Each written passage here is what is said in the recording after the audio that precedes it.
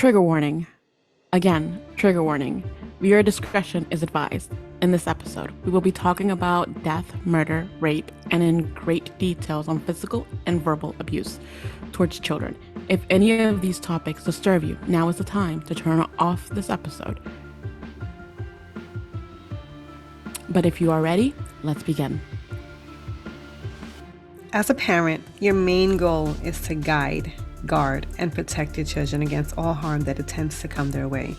What do you do when you are the one causing the most harm to the very ones you swore to stand in line and fire for? On tonight's episode, we will be talking about Mitchelle Blair. Let's talk about it. You're muted. You can still hear me, right? I I think you're probably too close. I love you.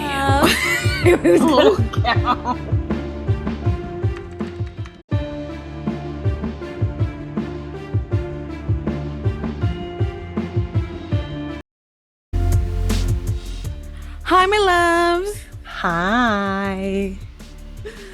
Tonight's episode is going to be something like super heavy on everyone's chest. I could just assume how bad it's going to be. I'm not gonna lie, when I first fell on this case, I cried my freaking eyes out. There is no way that you can sit here and feel nothing once you hear the story. I couldn't even imagine being in the position of this particular mother. Well, I don't know the story per se, but I'm hoping you would enlighten me on the whole subject so that I can give my thoughts on it. Well, of course, I got you on that. I need tissue. I need tissue just in case, you never know. And with me being my crybaby self. Right. Okay, so just like every story that we have brought to you so far this season, this one came to my attention through the infamous TikTok. I was scrolling through the For You page, minding my business and minding everybody else's business that would allow me. Yeah, look, if they allow me a minute into their life, I'm in there because they officially invited me in. You know what I'm saying? Mm-hmm. So I was doing that, and there was this clip that showed, and I clicked into it, and I'm hearing the mother. Again, her name is Mitchelle Blair, not Michelle, but Mitchelle. There you go. Mitchelle Blair. Okay. And I'm hearing her give her confession to the judge. And I was like, what? And right after that, my curiosity kicked in. I couldn't ignore it. I refused to tell it to shut up. And I went and I started Googling my little heart away, Okay. So this is the information that I was able to gather up. I want to start off with facts, and then after that, if you don't have an issue with it, we can go based off of our emotions, our thought process, our opinions, and all the other extra good stuff the way that we normally do, Okay. Yeah, that sounds good. Okay. So who is Mitchelle Blair? Mitchelle is during the time, was a 43-year-old woman born on May 10, 1979. A mother to 4 children, and she's from Detroit, Michigan. She was charged with 17-count felonies, murder, first-degree premeditated murder, torture, and first-degree child abuse. She faces life in prison and without the possibility of parole. She was found to be competent to stand trial by forensic science experts and by the independent psychiatric examiners. The reason I say independent is because I don't know who the heck they are. So I don't know who they're hired by. They're independent, in my opinion. Okay, but Blair stood trial for the murder of 2 out of the 4 children that she birthed. Stoney Blair, who was 13 years old at the time of the murder, and Stephen Berry, who was 9 years old at the time when they both passed away. Blair admits to purposely killing Stoney in 2013. But claims that Stephen died accidentally back in 2012. Both their bodies were found in a deep freezer sitting inside of their living room in the residency that she once shared with all 4 of her children. During her sentencing, Blair denies Stoney and Stephen as being her children and actually refers to them as demons. Blair goes further to admitting to feeling no remorse for what she did and what happened to them. She even went on to say that she would do it again if the situation was to be exactly how it was. Next, I'm gonna go further into details as to what type of torment both the children faced before they met their demise. All right, so Stephen Barry, keep in mind he at the time was 9 years old. That's it. He's probably third, fourth grade, a baby. He was strangled with a belt around his neck until he lost conscious. His mother went on to demonstrate it, where she put the belt around his neck and lifted him up to where his feet were not touching the ground. So imagine that struggle. Okay, 9 years old, and she did that until he was unconscious multiple times. It wasn't even a one-time thing. She suffocated him with a bag over his head. And again, she waited until he lost conscious to take the bag off, and that happened multiple times. It wasn't a one-time effect. She's punched and kicked him throughout his body, okay, to the point where he was covered in bruises. She burned him with scalding hot water in his genital area 3 times. All the way to the fact that his skin in his private area peeled off. That's how burned it was. And then she also made him drink Windex. Now, there's reasons behind what she did to Stephen. And I can go on into that further on, but I just want to give you just, an idea of what his last couple of days were. Okay. Again, he's 9 years old. And then we have Stoney Blair. Stoney Blair was her second oldest child, her daughter, and she was 13 years old. This is the one that she admitted to actually purposely murdering. So Stephen was accidental. She knew what she did could lead to his death, but she didn't plan for him to pass away. As for Stoney, it was her intent that she die. 13 years old, she too was suffocated with a bag over her head until she lost consciousness. She was strangled with a t-shirt around her neck. So Stephen had the belt and she had a t-shirt, and the same process took place where she would take the t-shirt, wrap it around the neck, lift her off the ground until she went unconscious. Right. She punched her and she kicked her as well throughout the body, but she mainly targeted her head. She also burned her with scalding hot water. She went on to say that her house used to have really bad boiling water, that they didn't even have to boil water on the stove. The water was just that hot coming out of the faucet itself. Wow. She went and she starved Stoney. She was giving her at most, those instant oatmeal packages that is about a cup worth. That's what she was getting once a day at most. And she said that was basically her just being gracious towards Stoney. And what literally led to Stoney's death was that she hit her over the head with a 2x4. And I don't know if people don't understand what a 2x4 is, but that's a block of wood. People use that to hold walls up and things like that. You know what I mean?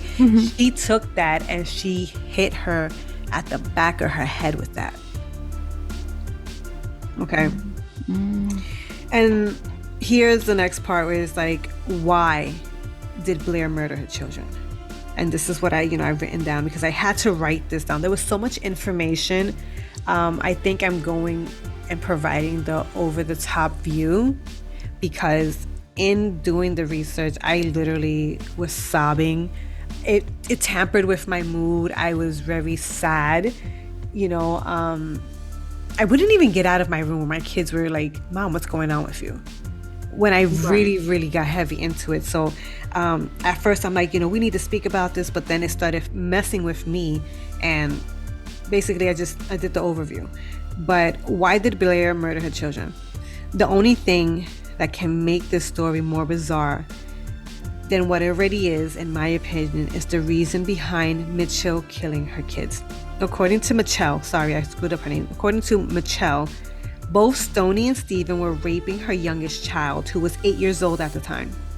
Now, this is where the case gets confusing because, like I always say, there's 3 sides to the story. There's one side, there's 2 sides, and then there's the truth. So Blair has been forthcoming since the beginning of her trial, not holding back any type of information or detail based on what took place. She pleaded guilty. She herself was like, hey, I know what I did. Like, she was not trying to be on some like pleading insanity. She wasn't blaming depression. She didn't say that, anything. She didn't blame nothing. She was like, you know what? I killed them. And when she found out that they were looking for her and things like that, she turned herself in. She did not do it right away. So that, actually shows a little concern where she wasn't so forthcoming as she portrays herself to be. But when she did find out that they wanted her, she gave herself in with no issues whatsoever. Okay. I don't know what happened in the story or what made her like switch up and things like that. But there's the one side is that Blair came home one day and, again, she has 4 kids. The oldest one and the youngest one stay nameless because during the time of this case, they were all under the age of 18. So their names were not, allowed to be made public and stuff like that. So I can only refer to... Because of public harassment and stuff like that, right? Yeah, and because, the type of trial that it is, you know what I'm saying? Like, your mother's a murderer, or, so we don't really know their names. We only know the name of the children who are deceased. So if you hear me say the oldest or the youngest, I'm referring to the firstborn and the last one. So according to Blair, she came home from work one day, and when she came home, the oldest child comes running out. She's like, Mom, you got to see what the youngest kid is doing. And she's like, what are you talking about? She's like, look how he's playing with his toys. So when the mother comes into the house, she sees that the youngest one has both of his dolls, like G.I. Joe figures and stuff like that. And one of them was humping the other one from the back. So she goes and she starts asking the 8-year-old, like, hey, like, what happened? Like, how did you even learn this? And the little boy is like, oh, I don't know. Like, I just wanted to do it. So somewhere in the mix of her asking the youngest child the same question over and over and over, she started to get infuriated. She started to get pissed off with him because he kept saying that he doesn't know where he learned it from. It was just something that he was doing, and she kept on threatening him according to the oldest child. The oldest child was reportedly saying that she kept questioning him nonstop and was threatening to hit him, was threatening to punish him if he didn't tell her where he learned what those dolls were doing. Now, backstory to this backstory is that Mitchelle herself was molested and raped when she was younger. So she vowed to always protect her children. She was on some like, this is never going to happen to my kids. I'm always going to be there. She always reminded them, like, if anybody ever touches you and things like that, you have to let me know. Don't keep it a secret. Like, I got your back. I'm going to defend you. And it's also when it happened to her when she was growing up, she informed her mother that her mother's friend was the one that was raping and molesting her. And the mother literally told her, like, it already happened. There's nothing I can do. So I feel that she took that hurt and that pain and obsessed over it regarding her children. And I don't think it's anything bad, to want to protect your children from molestation and rape, obviously. But I think that night she started moving from that angle, and she was obsessively asking the youngest child to the point, again, where she was threatening to hit him, where she was threatening to punish him. So he quickly was just like, you know what, like, Stephen did this to me. So basically it became like an interrogation. But yeah, and it also came out to be that the mother has been physically abusive towards the children. So I think it was also out of fear. Like, here we have the interrogation, but imagine the person getting really upset, physically getting ready to abuse you guys, because in my research, I found out that the oldest admitted to all of them getting hit by that 2x4. That it's something that she commonly used. Okay. He would hit them and throw them and do things like that. You know what I'm saying? Yeah. So I think that fear of seeing her getting so enraged probably also triggered him to give a response type of thing. So when the little boy goes and he admits to it, and he goes and he informs her that he was being molested and raped by his older sibling, supposedly she went and she had to sit down with them. And she came and she started questioning Stephen and, doing the same exact thing. The interrogation from the youngest one to Stephen, who is now the second youngest. He's the 9-year-old. And the 9-year-old was like, no, like, I didn't do it. She takes him to the bathtub, turns on the hot water, and starts to threaten him while she's hitting him with a belt. So his feet are burning in this water while she's trying to get him to admit to what the 8-year-old stated. And the 8-year-old is, standing there, and he's just like, yeah, mommy, get him. Right? So she comes and she starts asking him, and then that's when he finally admits to doing it. So here comes the opinions of others who were trying the case, and they're like, you know what, like, we think he admitted to get the torture over and done with, opposed to him admitting to actually raping and molesting the young 8-year-old kid. Like, basically, like, he wanted the torture to stop. Like, I'd rather you beat me than you burn me and do all this stuff to me, Yeah. Let me see, because I kind of got off. I kind of got off the trails over here. But the 8-year-old informed her that he was being molested and raped, telling her what was being done to him as she slept throughout the night. And remember what I told you earlier, where I was saying, like, these are the type of torments that the kids endured. The reason the kids endured that torment was because, according to Blair, the 8-year-old told her that this was what was happening to him. That while he was asleep, the boys shared a room and the girls shared a room. It was 3 bedrooms. The mother had her own room. The 2 oldest was the 2 girls shared a room. The 2 youngest was the 2 boys shared a room. So while she was asleep, Stephen would get off the top bunk and climb into the bottom bunk and rape the 8-year-old. And when he would start crying and telling him to get off of him, Stephen will take his face and shove it into the mattress. Now, the thing with the mattress is it still had plastic. So the little boy was suffocating on top of being raped. So that's why she went and she used a plastic bag and suffocated Stephen, because she wanted him to feel what the 8-year-old felt. And then there was another occasion when the 8-year-old wanted to go to the mother and tell the mother what was going on. And when Stephen caught wind of it, he tried to pretend like he was playing with the 8-year-old. He was like, come on, brother, let's go to the room. And the little boy's like, no, I want to stay with mommy. And he's like, come on, like, let's go watch a movie together.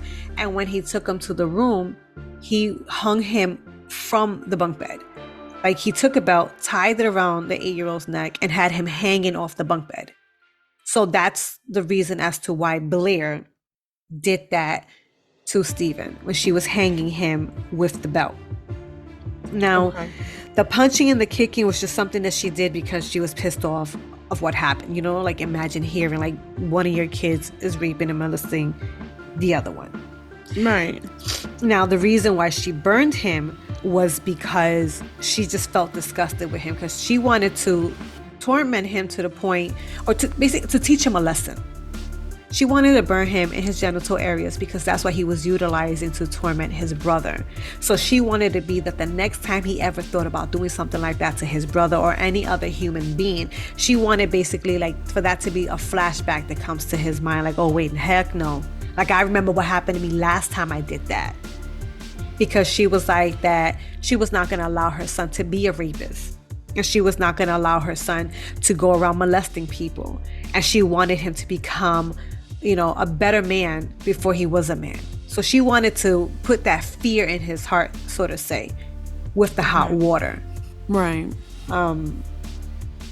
That's a lot. But yeah, and then making him drink Windex, it was because this one night, the mother was sleeping, and she claims that when she sleeps, she's a hard sleeper. She said that she's one of those people, the house could be on fire and she would not wake up. So the little boy runs to the mother's room and starts, shaking her hand and everything. And he's like, mommy, wake up, mommy, wake up. And she's not waking up. But Steven comes and grabs the little 8-year-old by the shirt and yanks him out the room, and then brings him down to the basement and tells him, because you want to be a snitch, now you got to drink this. And what he would do to him is that from time to time, every time the 8-year-old would snitch on him, he would make him drink Windex from underneath the sink where they had, the little laundry area, and where all the chemical products was, and make him drink some Windex.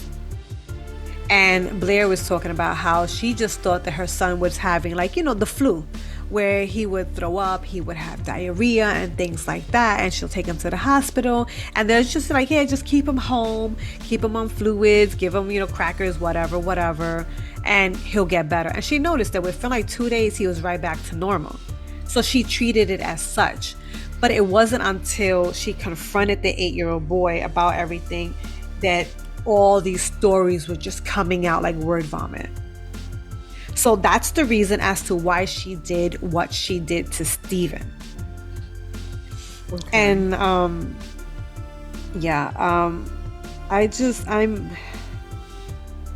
blown away because he was 9 years old. I'm not saying it justifies what he did.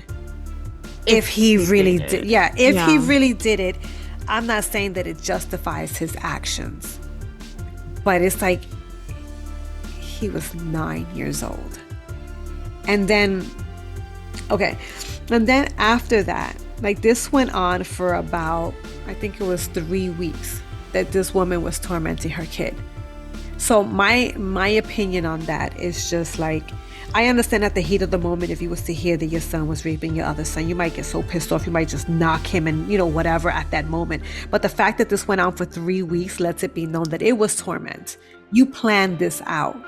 It was she would say that she'll go into the room and she'll ask him a question, and if he didn't answer it the way that she wanted him to answer, she just started beating him up. She was saying that he was so covered in bruises, she didn't know where one ended and one began. She didn't know what was new, and she couldn't tell apart what was old because he was just so covered.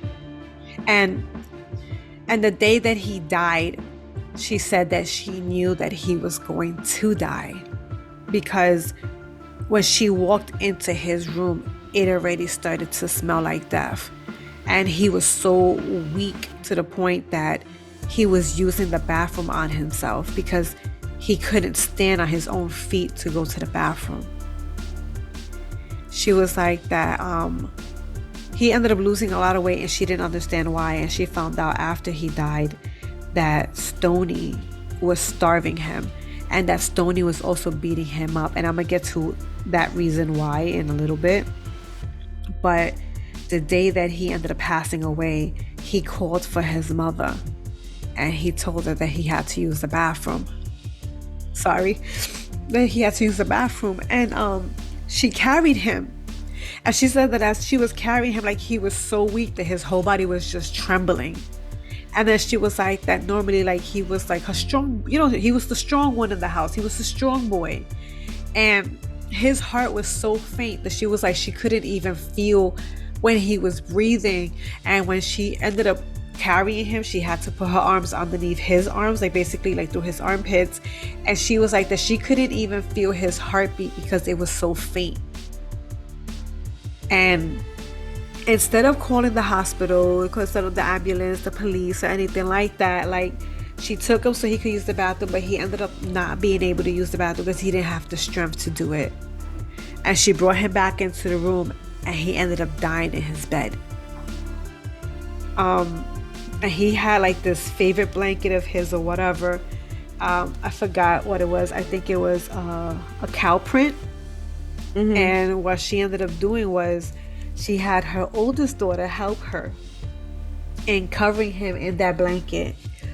And then she lived in a house, so they carried his dead body downstairs, folded him in half while he was wrapped in that quilt of his, and put him in a deep freezer. And he stood there for almost 3 years. He stood in the deep freezer for 3 years? For 3 years. So her son died 3 years before she was committed. Yeah. And then What? and then there's Stoney.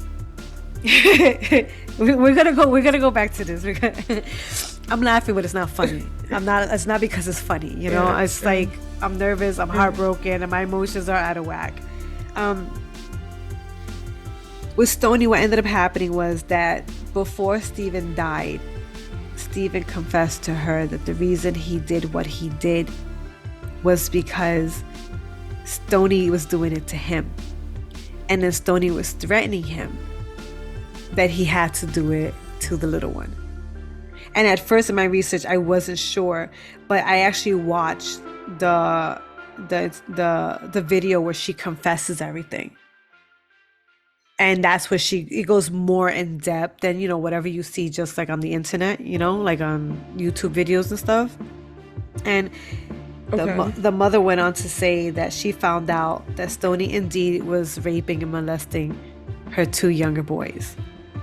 And then she was having it be that Stephen had to do it to the youngest one as blackmail to make sure that he never snitched her out. There was other things that Stephen did do as well to the little one, and I forgot to mention, like there was this time where he started getting up in the morning, and instead of using the bathroom and the toilet, he would start to just urinate on the young one, and the mother would think that the young one was just starting to wet the bed, and she was a little curious as to what was going on and what was causing that to happen. And in reality, it was just that Stephen would just start to urinate on him, like his morning pee went on his brother instead of it being in the toilet. And there was this other time where he ejaculated into the little boy, like on the little boy's face, and it ended up getting in his eye. And when the little boy went, and this is according to the mother. Everything's according to the mother, for the simple fact that we can't ask the children who are deceased. And they really didn't put much statement out regarding the older child. So this, because again, they're underage. Right. So the little boy ended up going to the mom one day, and he's just like, hey mom, like I got something in my eye. And she's just like, hey, like just go clean your eye out, you know? And then he was like, mom, but it's sticky. And then she's like, what do you mean it's sticky? So when she took him to the bathroom, she was like that she thought it was pink eye, but the crust that was coming out wasn't green, that it looked like it was semen. And she was like that she didn't put 2 and 2 together. She was just like, okay, we caught it early, you know, like before it becomes infectious or whatever. So she didn't really think nothing of it. And she just cleaned out his eye or whatever the case is, and come to find out that it was indeed that Stephen ejaculated on the little boy's face, and the semen ended up getting into his eye. So there's like all these little things that kept coming out as time went on. And the little boy then goes and he talks to his mother about Stoney. Once the passing takes place of Stephen, then she starts questioning the 8-year-old about anything regarding Stoney. And he didn't want to say nothing, but then he finally said something once Stephen died. And that's when he was like, oh yeah, Stoney, who was 13 years old, you know, she does this to me and to Stephen. And that's when she was like, what?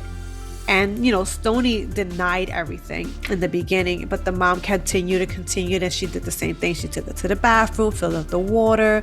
But with her, she took it another step.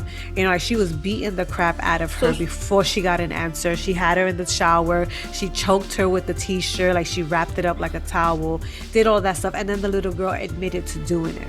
So again, there's that speculation that they admitted to it, to hoping that the torture will stop.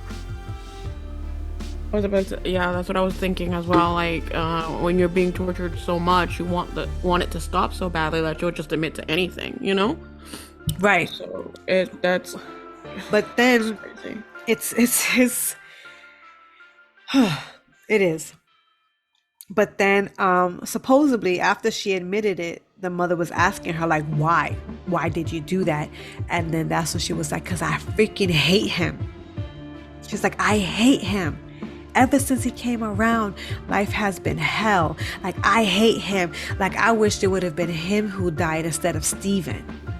And she was regarding the 8-year-old boy. And then she was like that was all the basically like all the verification that she needed you know, to show her that the little boy was not lying on what was going on. So then there was more information that kept coming out where it was that the little boy ended up watching both Stephen and Stoney have sex in his room. There was times where it was basically a threesome type of thing where she would force the 8-year-old to perform oral sex on her while the other one was just like ejaculating, or she was, performing foreplay with her hands. I don't want to get into so much details. I don't know who, what ages are listening to us and stuff like that. But, where she was doing foreplay to Stephen and stuff like that. It was something where when she had her menstrual cycle at one point in time, she took her pad and she ringed it to where the blood was dripping on the little boy's face, and she was telling him to eat it, to lick it off of him. That sounds so weird for such young kids to do, to even think of, ways to torture. It does, but there's so much bad in this world that I don't put it past people. And then they were being physically abused. This woman had Child Protective Services sent to her house, I think 2 or 3 times before. So, hatred starts to build. And if this boy, the young one, lies a lot and stuff like that, you start to get very vindictive. You start thinking of ways on how you're going to hurt him and stuff like that. So I don't put it past them. But at the same time, I see what you're saying, where it's like it's so elaborate. Like, why would you take a pad? Like, why would you, and things like that. But we really don't know what type of things went on in that house. I did see pictures, and that house it looked like it was an abandoned home. Buildup of garbage, and, the walls were more dirt than there was walls, bunk beds were broken. They're sleeping on the floor. The mattresses are covered, and you see like urine stains and all that stuff. Garbage not in the garbage can, but all over the floors and things like that. Something else that was going on before Stoney died. Supposedly, Stoney ended up confessing once Stephen passed away that she was taking his food because she was trying to figure out, like the mom Blair was trying to figure out as to why Stephen looked so skinny. And hold on. Let me make sure. The 8-year-old confessed that Stoney was stealing Stephen's food. And what I mean by that is that, according to the mother, they were a tight-knit family in the sense that every time they ate dinner together. Right? They didn't go to their separate rooms or anything like that. So when everything was happening with Stephen, that he was so weak to the point that he couldn't come downstairs, Stoney was like, oh, I'll bring it to him. Like, I'll bring him his food, Mom. Don't worry about it. And what she would do is that she would beat Stephen up in the room while he was already bruised and already beat up by everything that the mom did. When the judge asked the mother, and she was like, didn't you notice that he was getting beat up? That's when the mother made the comment, and she was just like, he already was so badly beaten by everything that she did to him that she wasn't able to identify if there was any new added bruises to his body because how badly he was beat. So supposedly Stoney would go upstairs and she would beat him, and she would threaten Stephen and tell him, like, you better not tell Mom what I did to you, type of stuff. And let's say, for example, she'll go and she'll have like rice and beans and chicken and things like that. Supposedly Stoney, when she went upstairs, she was eating the rice and she was eating the chicken, and she would just leave Stoney with the beans. And that's the reason as to why she chose to starve Stoney and only give Stoney the 1 pack of oatmeal, because she was like, you starved my son, now I'm gonna starve you. And then another thing also was that the little 8-year-old boy will be talking about his booty hurting and like how it hurts when he uses the bathroom. And Blair thought that this was due to him like being constipated, him straining and things like that. So she would go and So she thought that he was like constipated or something like that, or that he was straining and things like that. And, she would give him like stool softener. She was talking about how she was giving him like more water, 100% juice and things like that. Comes to find out that that's when he was being raped by the brother. And basically, his booty was hurting because it was stretching in a way it wasn't supposed to. There really wasn't much remorse when she was saying what she said.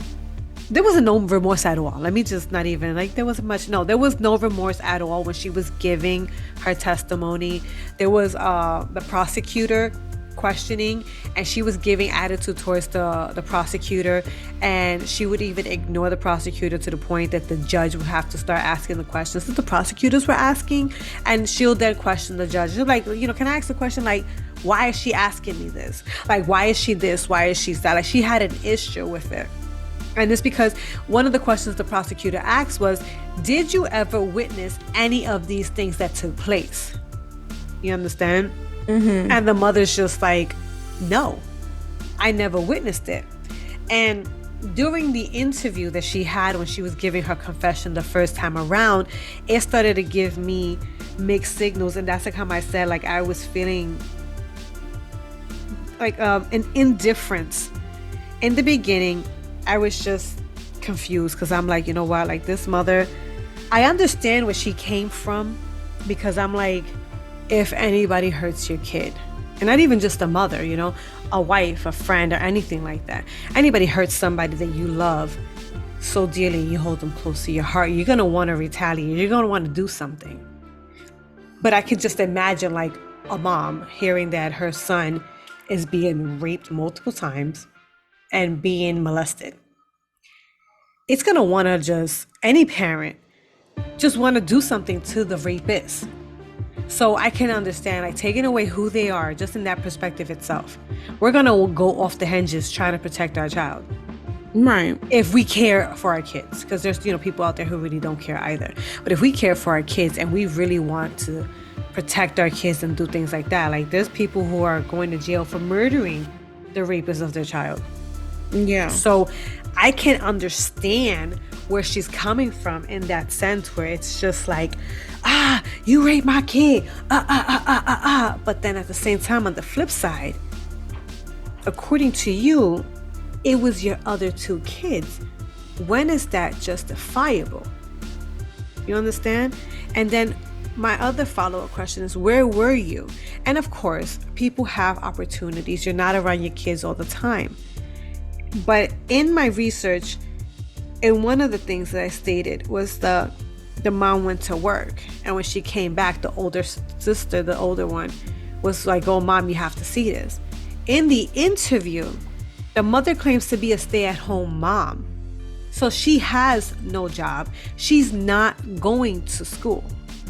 Right. And she claims to be around her kids all the time. They're always with her. She's never without them. And then, okay. And then the so that begs the question, she's lying. If she is lying, because were you working or were you home? Yeah. Then the lady that's questioning her, the police officer that's questioning her during the interview, this is not in the prosecution section. In the interview, she starts to ask her, who sleeps where?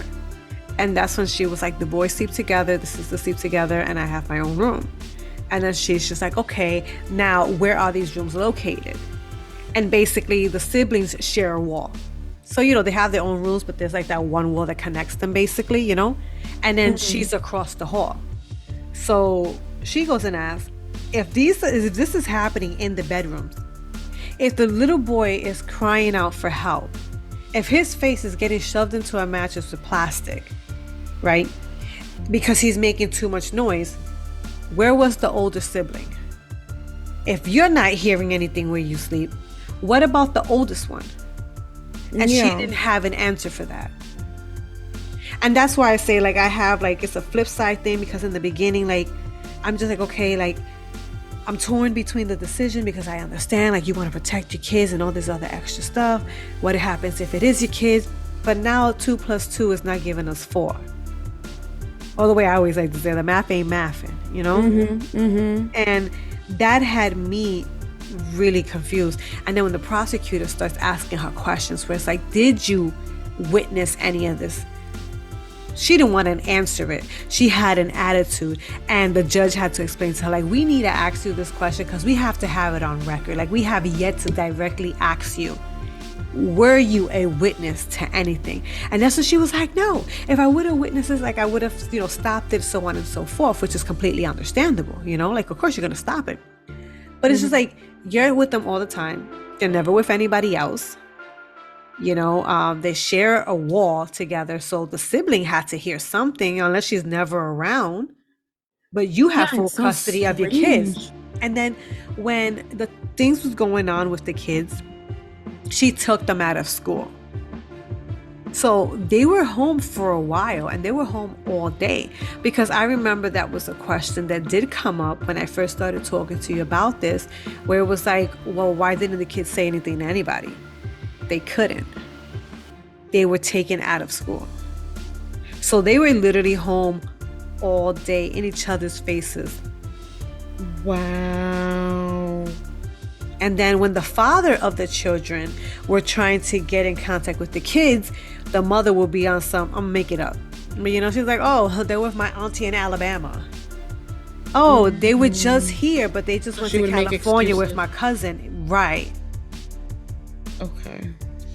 You understand? And she had these kids deceased for 3 years. Okay. Stephen died August 30th. Okay. He died August 30th of 2012. Stoney died May 25th of 2013.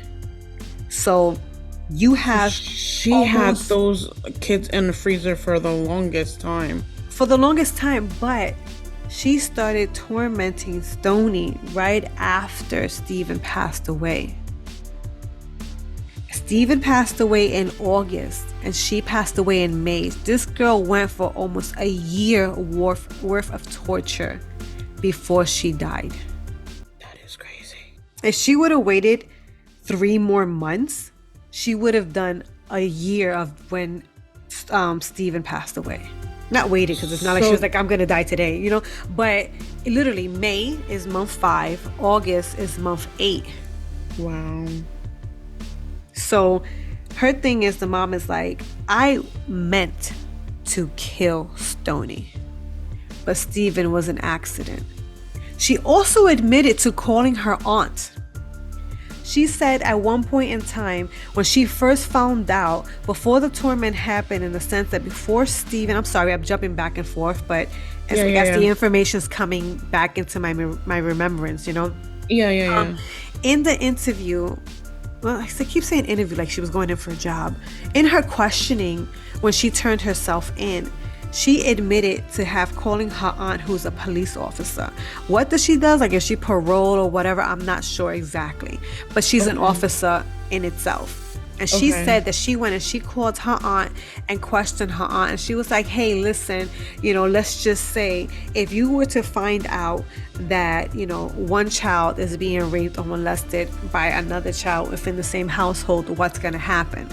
And then that's when the aunt went and was just like, well, what's going to end up happening is that the one that's doing the raping is going to get removed from the household, and they're going to go to, the juvenile facility, which is jail for kids.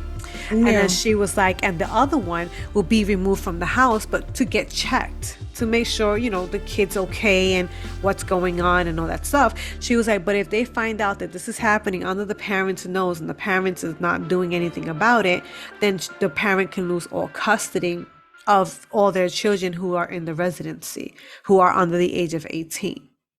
And then the aunt was like, why are you asking this? And she was like, I'm asking for a friend because she wants to know, because she's going through something like that. And then deaded the call. And her aunt never did follow-up questions. It was never like, hey, like, whatever happened to your friend?